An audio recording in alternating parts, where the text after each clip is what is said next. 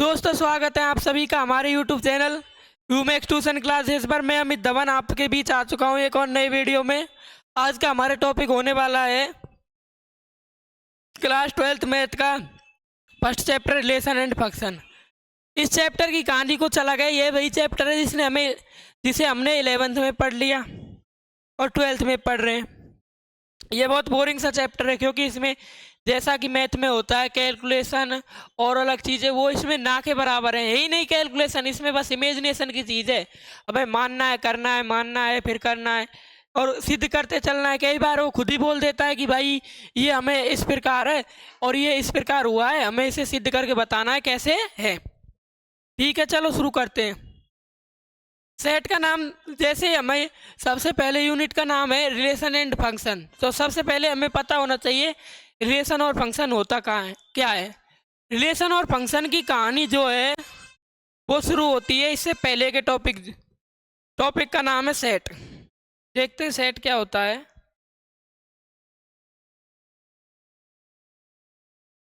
Set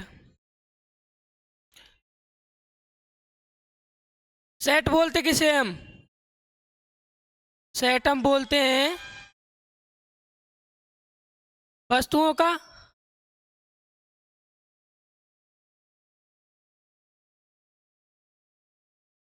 सुपरिभाषित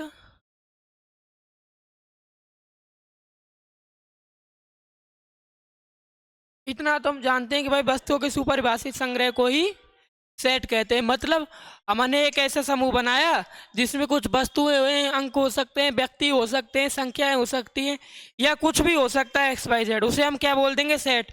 बस वो सुपरिभाषित होना चाहिए। अब सुपरिभाषित का मतलब क्या है? सुपरिभाषित का मतलब ये है कि वो सर्वमान्य होना चाहिए सारे। यदि जैसे हमने बोल दिया ना कि प्रथम दो समप्राकृत संख्याओं का समुच्चय, इसका मतलब उसमें 2 और 4 आएंगे, उसके अलावा कोई और संख्या आएगी नहीं तो आएगी ही नहीं। ये हो गया एक सेट। ठीक है, अब इसमें आता है कार्टेशियन। अब सेट में आगे बहुत सारे टॉपिक हैं, जैसे हम टाइप्स ऑफ सेट पढ़ लें, सेट को किस प्रकार रिप्रेजेंट किया जाता है, तथा इसी के साथ साथ आगे सेट पर संक्रियाएं पढ़ ले। लेकिन हमें ये सब 11th में पढ़ लिया है, नहीं पढ़ा है तो भी कोई दिक्कत नहीं, हमें ये 12th में नहीं पढ़ना है। इसके बाद आता है हमारा सेट के बाद रिले कार्तीय गुणन। दो रिक्त समुच्चय पी तथा क्यू का कार्तीय गुणन उन सभी क्रमित युग्मों का समुच्चय है जिनमें प्रथम अवयव पृथक घटक पी तथा द्वितीय घटक क्यू से लिया जाता है। ये तो हो गया भाई हमारा स्टेटमेंट। ये हमने स्टेटमेंट देख लिया। दो रिक्त समुच्चय पी तथा क्यू का कार्तीय गुणन पी क्रॉस क्यू उन सभी क्रमित युग्मों का समुच्चय है जिनमें प्रथम घटक पी तथा द्वितीय घटक क्यू से लिया जाता है। अब क्रमित युग्म क्या है? क्रमित युग्म कुछ इस प्रकार होता है जिस प्रकार हम अपने उसमें लिखते हैं, किसमें, निर्देशांकों को दिखाते हैं ना कि भाई ऐसा इस प्रकार छोटा कोष्ठक होता है जिसमें प्रथम घटक एक होता है, फिर कॉमा लगाकर द्वितीय घटक लिख लिया जाता है। इसे क्रमित युग्म कहते हैं। क्रमित युग्म की एक खास विशेषता है, ए कॉमा बी कभी भी बराबर नहीं होगा बी कॉमा एक है। यहाँ तक हो गया। ठीक है, अब आते हैं हमारे नेक्स्ट टॉपिक की ओर। नेक्स्ट है रिलेशन। अब रिलेशन से हमारे चैप्टर की कहानी शुरू होती है। जो क्रमित युग्म हुए, कार्टेशियन प्रोडक्ट हुआ, सेट हुआ, ये तो सारी चीज किसकी है? ये है 11th की। किसी अरिक्त समुच्चय ए से अरिक्त समुच्चय बी में संबंध कार्तीय गुणन ए क्रॉस बी का उपसमुच्चय होता है। ये तो भाई हमने परिभाषा देख ली रिलेशन की, कि रिलेशन की परिभाषा क्या होती है। कि मान लो हमें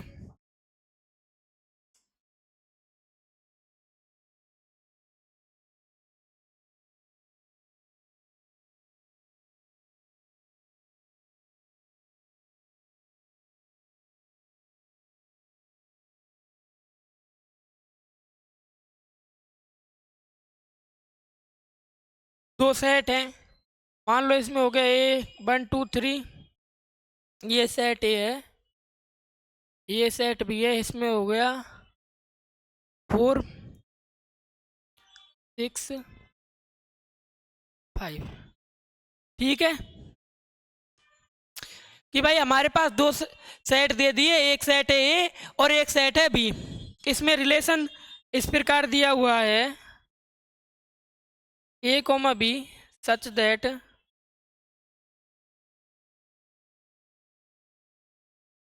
ए माइनस बी विषम है। इसमें चलो दो ही एलिमेंट्स लेते हैं, तीन से ये ज़्यादा बड़ा हो जाएगा। इसमें एक एलिमेंट ले लिया 4, एक ले लिया 5। ठीक है भाई, हमने दो सेट लिए, एक सेट ए एक सेट है बी। अब हमें एक रिलेशन डिफाइन हुआ है R is equal to A comma B such that A minus B विषम है। ठीक है, अब रिलेशन किस प्रकार होगा? अब ऐसी कोई दो संख्याएं ढूंढो जिसमें प्रथम अवयव ए का आए, सेकंड अवयव बी का आए और उसका मोड कैसा है?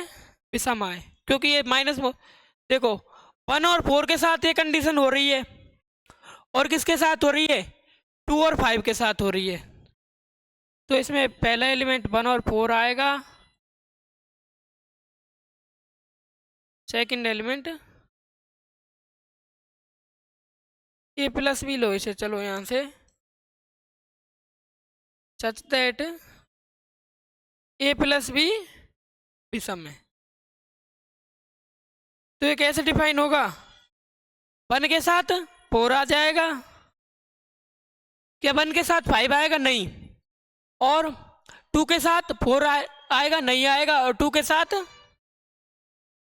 5 आ जाएगा, 3 के साथ यही तो होगा। अब हमारे पास ये कोई रिलेशन आ गया, रिलेशन तो हो गया ये। अब ए क्रॉस बी देखो,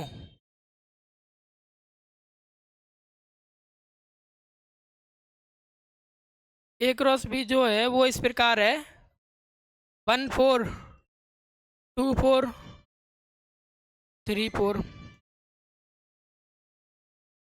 1 5 2 5, है ना? क्या ये सभी एलिमेंट इसमें आ रहे हैं? देखो 1 4 है क्या के क्रॉस बी में है, 2 5 भी है, 3 4 भी है। इसका मतलब क्या? हमारा जो ये रिलेशन आर है ये इसका क्या है? सबसेट है। और यही हमसे इसमें बोल रहा है कि इसे इस तीर से किस प्रकार दिखाएंगे? तीर से कुछ ऐसे दिखाएंगे भाई, 1 का रिलेशन 4 से है, 2 का रिलेशन 5 से है, 3 का रिलेशन 4 से है।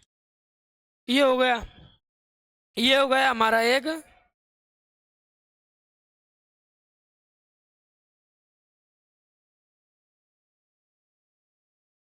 ठीक है। अब नेक्स्ट बात आती है हमारी टाइप्स ऑफ रिलेशन।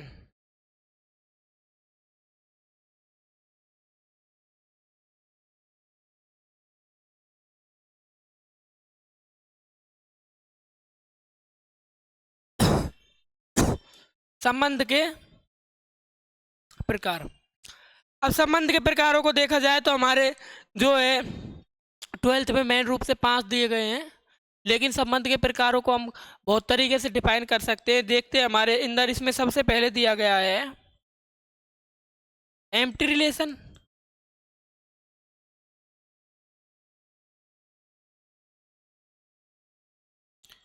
उसके बाद है हमारा रिफ्लेक्सिव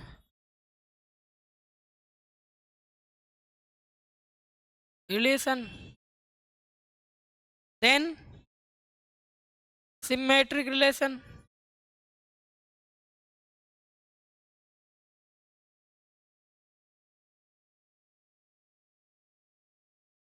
देन ट्रांजिटिव रिलेशन,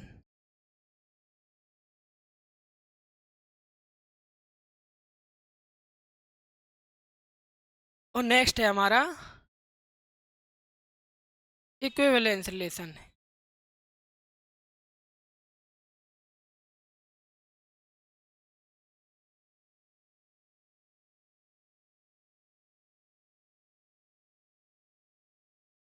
ये 4 रिलेशन हमारे पास दिए गए हैं। इनमें से मेन रूप 5 है। इनमें से मेन रूप से हमें पढ़ने कौन से हैं? इनमें से हमें 3 पढ़ने हैं।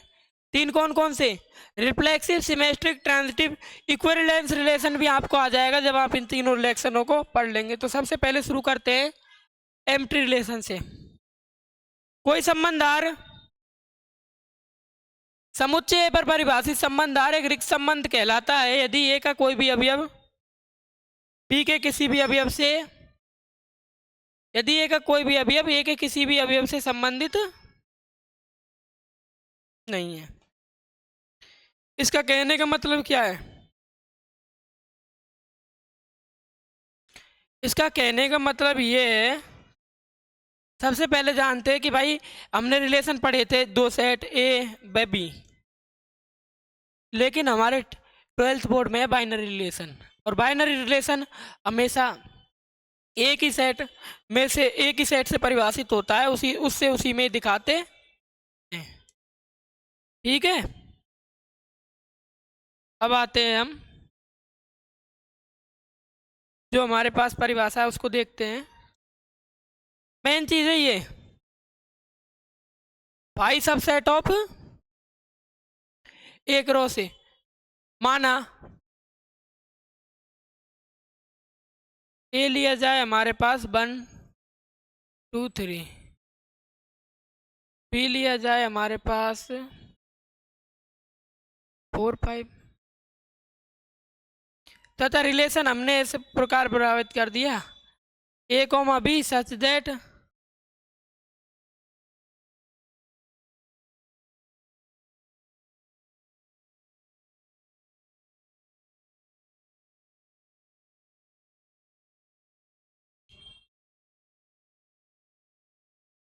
अब इस कंडीशन को देखो,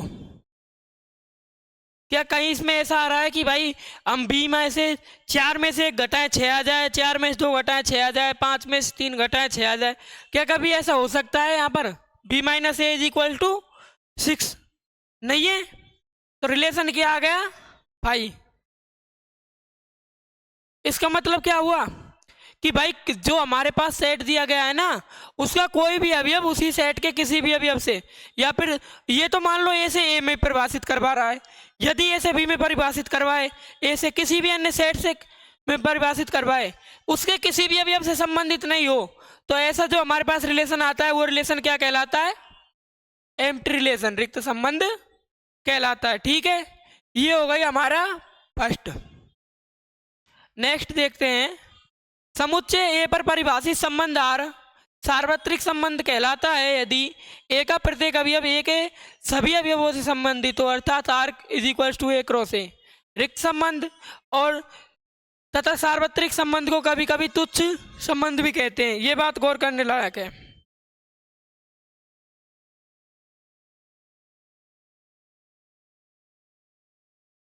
रिक्त संबंध और सार्वत्रिक संबंध को तुच्छ संबंध भी, ये बात किस प्रकार है?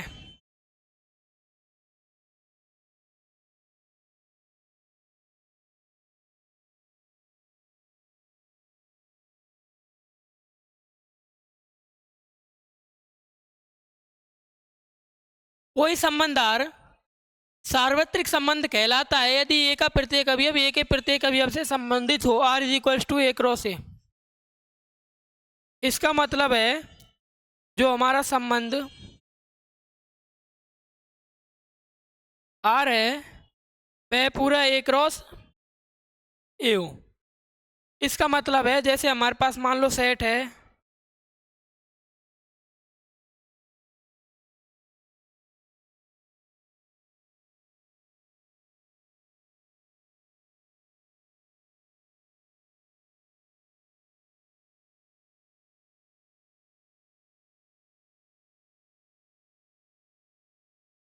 इसमें 2 एलिमेंट 1 2 लिए, इसमें 3 4 लिए, 1 भी 3 से है 2 भी 3 से है।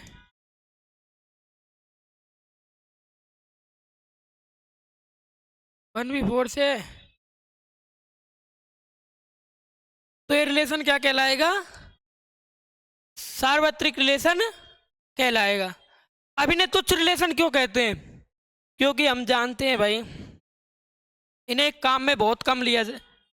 सार्वत्रिक रिलेशन तथा रिक्त संबंध को काम में बहुत कम लिया जाता है। ठीक है।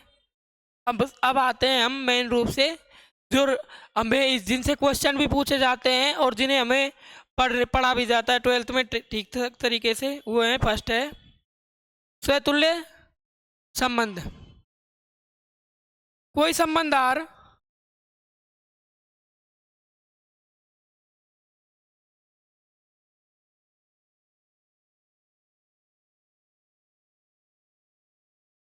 ये कौन सा है? थर्ड। कोई संबंध आर स्वतुल्य कहलाता है यदि प्रत्येक ए बिलोंग्स टू ए के लिए ए belongs to are.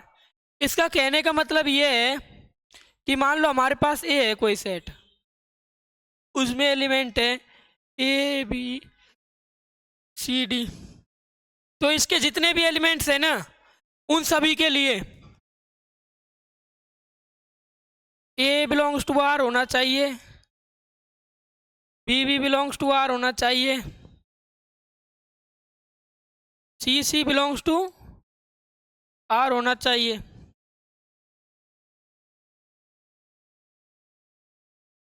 D belongs to are होना चाहिए।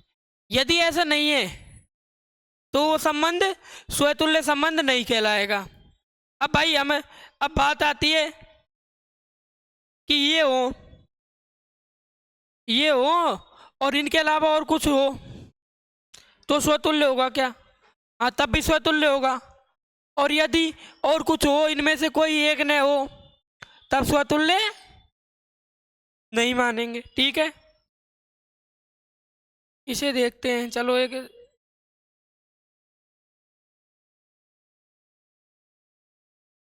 मान लो ये कोई ये है, ये कोई बी है,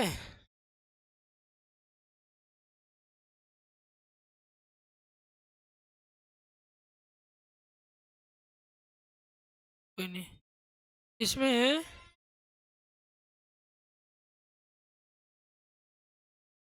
ये कोई ये है, ये कोई भी है, इसमें है 1 2 ए ए, इसमें भी 1 2। ठीक है, चलो अलग लेके कर लेते हैं इसे तो। ये है बी।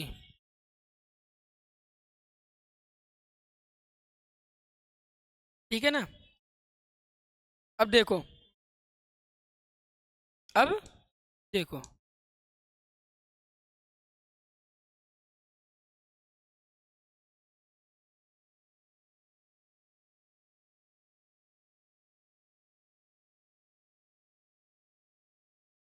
क्या एसिमेट्रिक रिलेशन है? देखो, क्या इसमें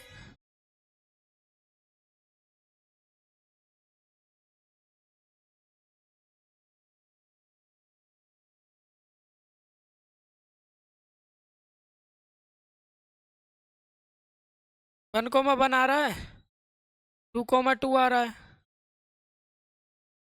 1 3 से, 1 2 से, 2 1 से है। ठीक है, क्या एसिमेट्रिक रिलेशन है? अब इसमें एक एलिमेंट देखो, ए में एलिमेंट कौन कौन से हैं? कि भाई ए में एलिमेंट्स हैं 1 2। अब रिलेशन निकालते हैं। रिलेशन आएगा इसमें, एक तो आएगा 1 1, एक 1 किससे जुड़ा हुआ है? 1 2, 2 1 है।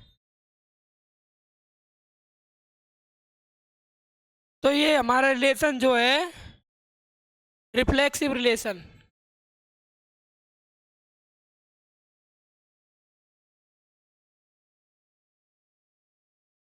हो जाएगा, अदरवाइज हम इसे रिफ्लेक्सिव रिलेशन नहीं कहेंगे, ठीक है। नेक्स्ट है सिमेट्रिक रिलेशन। कोई संबंध आर सिमेट्रिक कहलाता है यदि समस्त A1 A2 बिलोंग्स टू ए के लिए A1 comma A2 belongs to are से A2 comma A1 belongs to are प्राप्त हो। इसे कैसे बोलेंगे? इसे भी वो बोलेंगे, मान लो कोई हमारे पास एक सेट है,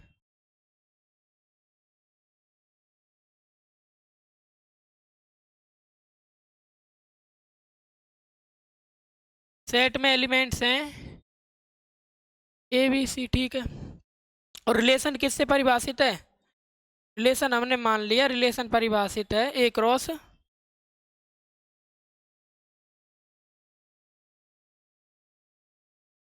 रिलेशन है A से A में, ठीक है। यहाँ तक की तो बात हमें समझ में आ गई कि भाई हमारे पास एक रिलेशन परिभाषित हुआ है, ठीक है।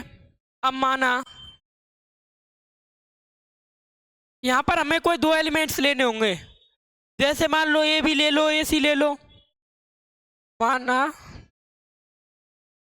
मानते हैं या फिर चेक करते हैं, A comma B belongs to R है। हमारे पास A comma B belongs to R प्राप्त है से,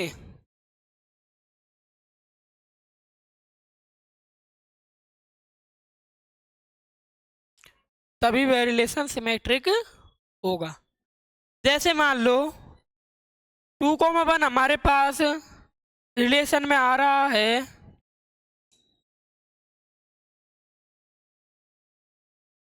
तो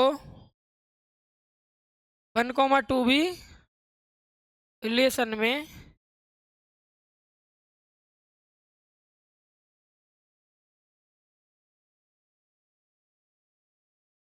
ठीक है। ये कहानी हुई हमारी सिमेट्रिक तक की। अब नेक्स्ट पॉइंट पर आते हैं। नेक्स्ट पॉइंट है हमारा संक्रामक। कोई संबंध संक्रामक कहलाता है यदि समस्त A1 A2 A3 belongs to A के लिए A1 A2 belongs to R तथा A2 A3 belongs to R तथा से A1 A3 belongs to R प्राप्त हो। जैसे मान लो कोई सेट A है, ABCD, ठीक है। तो इसमें 3 एलिमेंट्स लेते हैं, ABC belongs in R, ABC belongs इन, ये 3 एलिमेंट्स हमने उठा लिए। अब इनसे देखेंगे A comma B belongs in R हो तथा B comma belongs C comma belongs to R हो, एवं A कोमा C तब, एवं नहीं तब।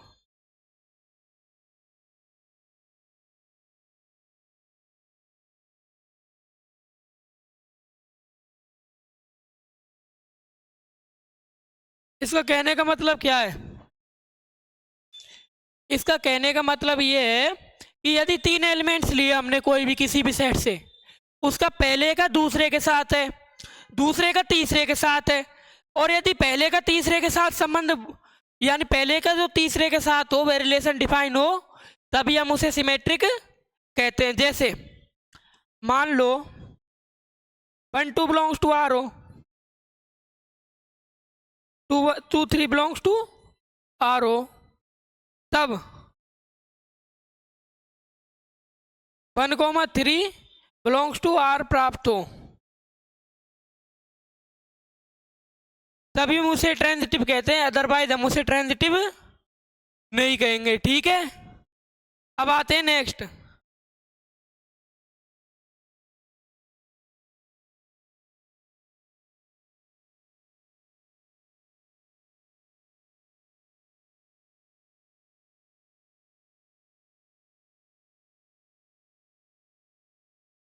इसी से अगला पार्ट है वह है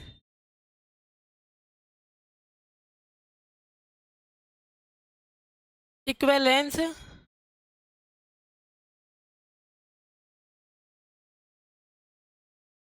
कोई संबंध तुल्यता संबंध कब कहलाता है?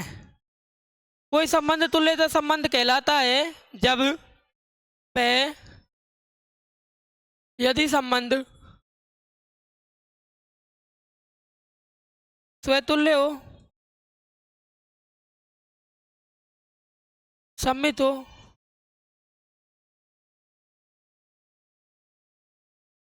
एवं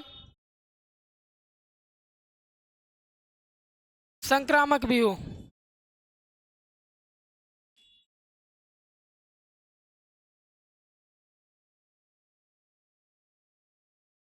तब हम उसे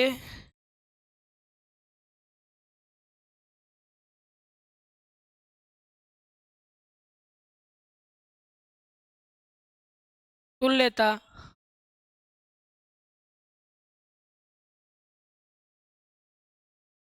संबंध कहते।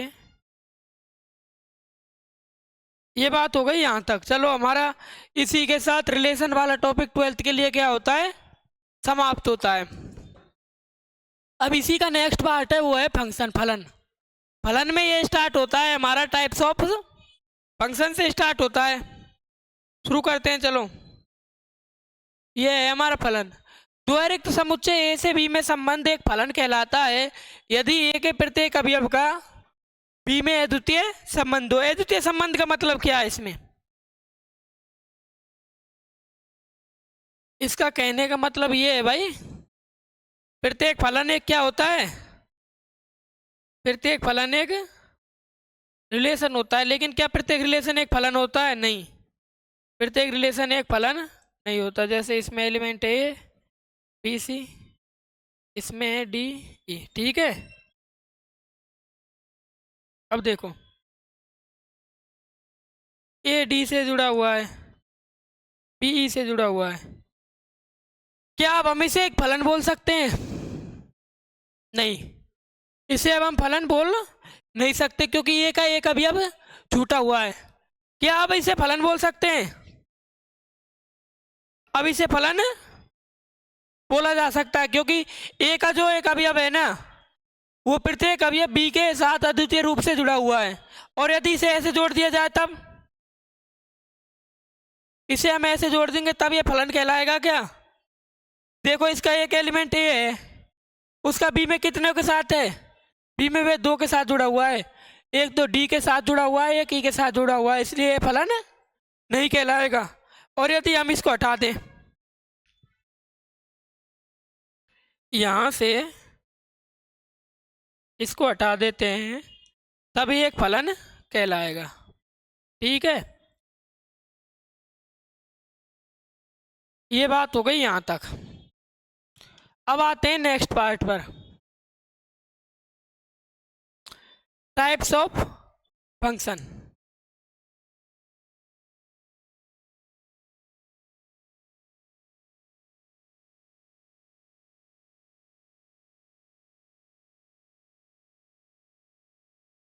इसमें पहला क्या है, एक ही फलन, वन वन फलन, आच्छादक,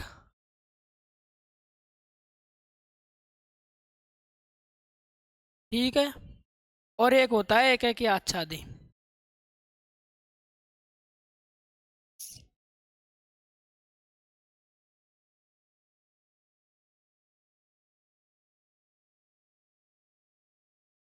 आच्छादक बोल दो या आच्छादी बोल दो।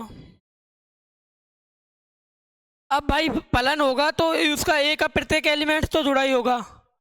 अब इन फलन्स को किस प्रकार से डिफाइन किया जाएगा, फिर इसे डिफाइन किया जाएगा हमारे द्वारा कि भाई बी के साथ किस रूप से जुड़ा हुआ है, ऐसे ही तो डिफाइन करेंगे।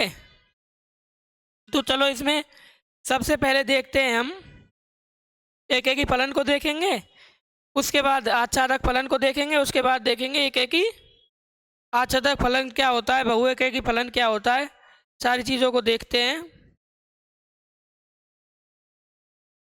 ठीक है। सबसे पहले हमारे सामने वन वन फंक्शन, एक ही को कहते हैं वन वन फंक्शन। अब वन वन फंक्शन क्यों कहते हैं, ये अब हम कुछ टाइम में देखने वाले हैं। इसको बोलते हैं ऑन टू फंक्शन, ठीक है। सबसे पहले हमारे पास एक फलन F such that X to Y एक एक ही अथवा एक एक फलन कहलाता है यदि एफ के अंतर्गत एक्स के भिन्न भिन्न अवयवों का प्रतिबिंब भी भिन्न भिन्न होते हैं, अर्थात प्रत्येक X one X two belongs to एक के लिए F X one F X two प्राप्त हो। अर्थात ये हो गई बात यहाँ से। ठीक है, अब चलो हम दो फलन का उदाहरण लेते हैं, है ना। एक लेंगे इधर, परिभाषा से पढ़ के करेंगे। एक लेते हैं, एक सेट ये एक्स है, ये वाई है, ये एक्स टू है, ये सेट हमारे पास वाई टू है। इसमें एलिमेंट हमारे 1 2 3 4 5 6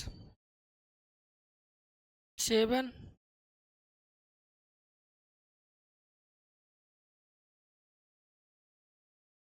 ये कहानी हो गई यहाँ तक। ये ले लिया हमने एक्स वन, ये ले लिया एक्स टू, नहीं ठीक है, ये ले लिया एक्स वन, ये ले लिया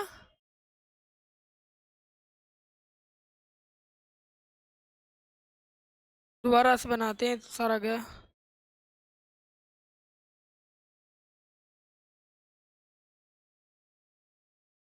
ये एक्स वन लिया, ये वाई वन लिया, ये एक्स टू लिया, ये वाई टू लिया।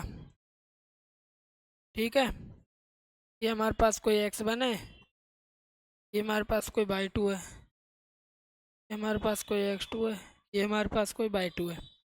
इसमें एक एलिमेंट 1 हो गया, 2 हो गया, 3 हो गया, 4 हो गया, 5 हो गया, 6 हो गया, 7 8 9 10 11 12। ठीक है ना। अब क्या बोल रहा है, एक फलन एक एक ही अथवा एक एक फलन कहलाता है यदि ये के भिन्न भिन्न अवयवों के प्रतिबिंब भी भिन्न भिन्न होते हैं, अर्थात प्रत्येक एक्स वन एक्स टू। अब जैसे चलो मान लो हमें एक तो इस प्रकार दिया हुआ है, एक भी 4 से, 2 भी 4 से और 3 भी 5 से। ठीक है, इसमें 7 10 से, 8 11 से। अब भाई ये फलन तो दोनों ही हो गए क्योंकि ए का प्रत्येक अवयव बी से जुड़ा हुआ है, बी के साथ अद्वितीय संबंध है।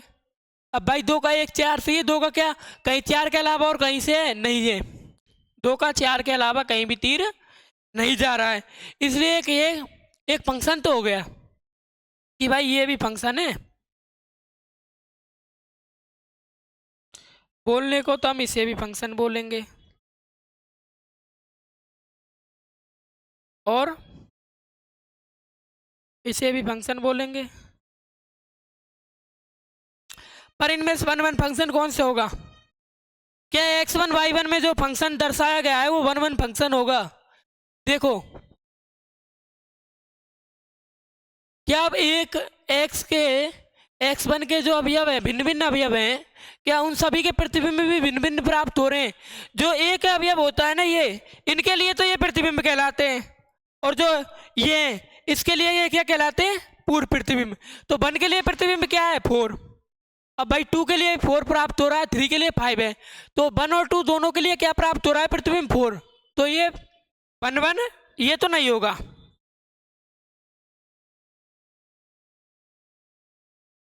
अब इसमें देखो 7 के लिए प्रतिबिंब 10, 8 के लिए 11, 9 के लिए 12, तो ये function 1 1 function.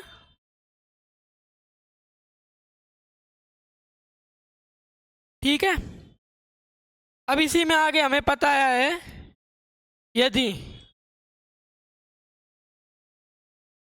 x1 is equal to x2 ले तब माने f of x1 is equal to प्राप्त हो।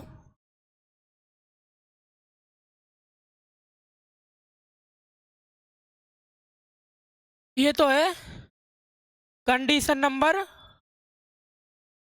फर्स्ट। ठीक है। और कंडीशन नंबर सेकंड क्या है?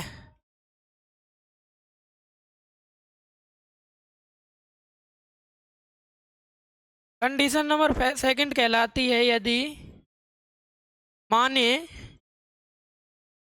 F of X one is equal to F of X two, तब X one is equal to X two. ठीक है, ये कहानी भी देख ली। इसी प्रकार से इसके क्वेश्चन सॉल्व होते हैं। नेक्स्ट है हमारा आच्छादक या आच्छादी फलन। ठीक है,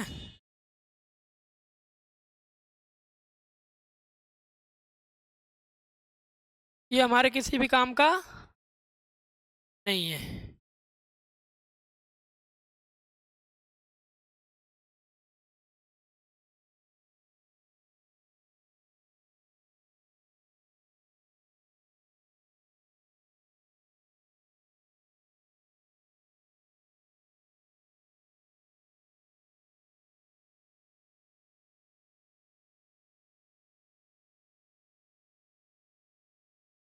आच्छादक फलन हमसे कहता क्या है?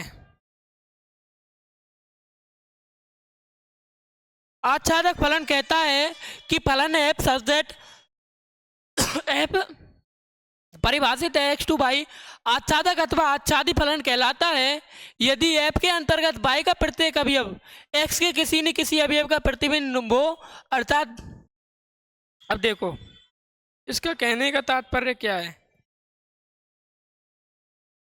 भाई। हमारा पुराना तरीका, दो फंक्शन लेंगे, एक एक्स वन से वाई वन में लेंगे और एक एक्स टू से वाई टू में लेंगे। ठीक है ना, ये हो गई कहानी यहाँ तक।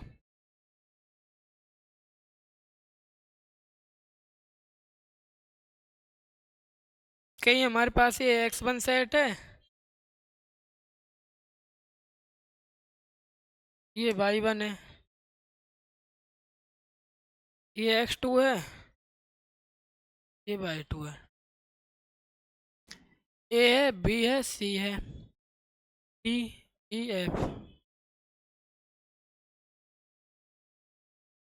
जी, एच, आई, जे, के, एल।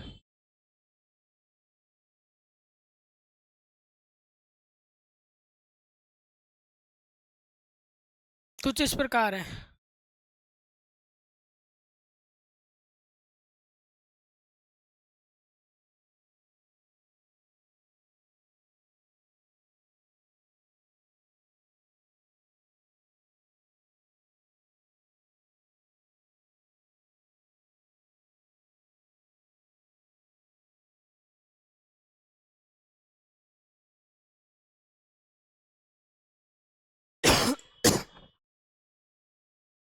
अब देखो इसमें फंक्शन तो दोनों ही है, एक्स वन से वाई वन में जो परिभाषित है वो भी फंक्शन है और एक्स टू से वाई टू में परिभाषित है वो भी फंक्शन है, क्योंकि देखो इसमें प्रत्येक अवयव का एक अद्वितीय संबंध रखाया गया है तथा उसमें भी प्रत्येक अवयव का एक अद्वितीय संबंध दिखाया गया है ना।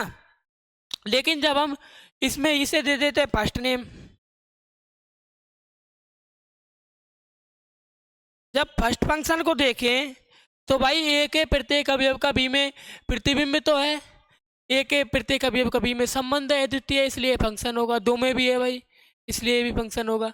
लेकिन जब देखा जाए तो बी के कुछ अवयव छूट रहे हैं, इसमें बाई वन के कुछ अवयव छूट रहे हैं, फर्स्ट में ई छूट रहा है, तो ई के प्रत्येक अवयव का पूर्व प्रतिबिंब नहीं है, इसलिए आच्छादक ऑन टू नहीं होगा। और इसमें देखो क्या जे का पूर्व प्रतिबिंब जी, के का एच, एल का आई, एम का क्यू, तो ये ऑन टू, ये हो गई हमारी आच्छादकता की कहानी। ठीक है,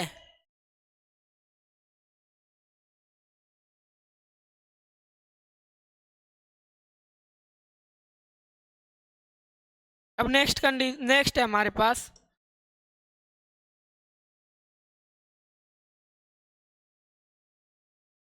कोई फलन एक की आच्छादी कहलाता है।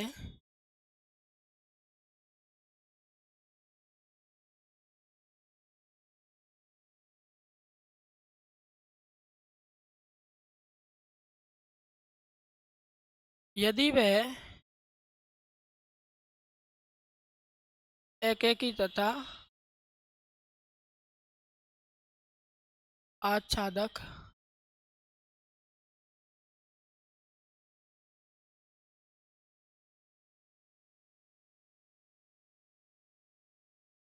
इसका कहने का क्या मतलब है? इसका कहने का मतलब ये है, जैसे इसे ले लेते हैं।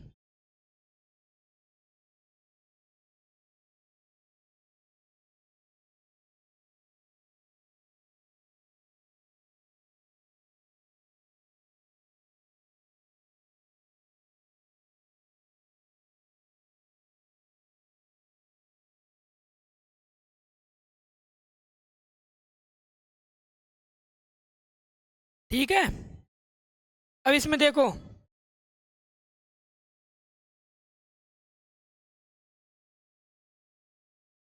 ये नहीं होगा।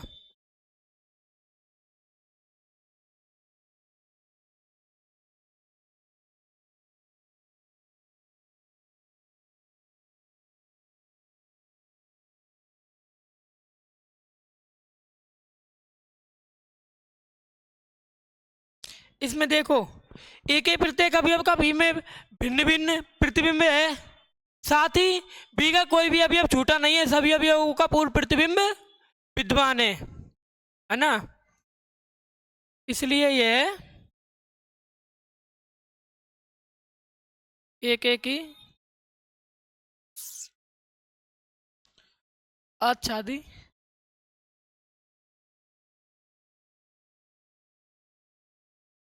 ठीक है, ये कहानी हो गई यहाँ तक, है ना। इसी के साथ हमारा ये वीडियो ख़त्म होता है। मिलते हैं आप सभी से एक नेक्स्ट वीडियो में, तब तक के लिए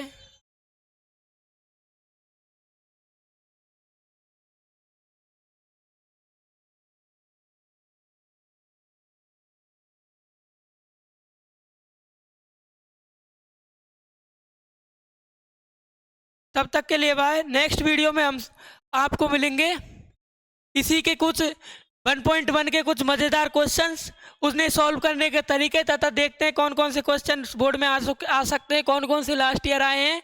और इसका कुछ पार्ट रह गया है, फलनों का संयुग्मन एक इनवर्स फंक्शन, वो छोटा सा पार्ट है, उसे हम एक लास्ट के वीडियो में कवर करेंगे। साथ ही उसके कुछ मज़ेदार क्वेश्चंस जिन्हें भी हम उसी वीडियो में कवर कर लेंगे। इस वीडियो में हमने क्या क्या देखा? इस वीडियो में हमने फलन, सबसे पहले सेट पढ़ा, सेट के बाद रिलेशन पढ़ा, टाइप ऑफ रिलेशन पढ़ा, फंक्शन पढ़ा, है ना। इस तरह से हमारे इस वीडियो के अंतर्गत फर्स्ट यूनिट जो है उसका लगभग 90% परिभाषा और क्वेश्चंस को करने के तरीके बता दिए और क्लियर हो चुका है। ठीक है, अब नेक्स्ट वीडियो में मिलते हैं आप सभी के साथ बहुत जल्द। तब तक के लिए बाय बाय, धन्यवाद, खुश रहिए।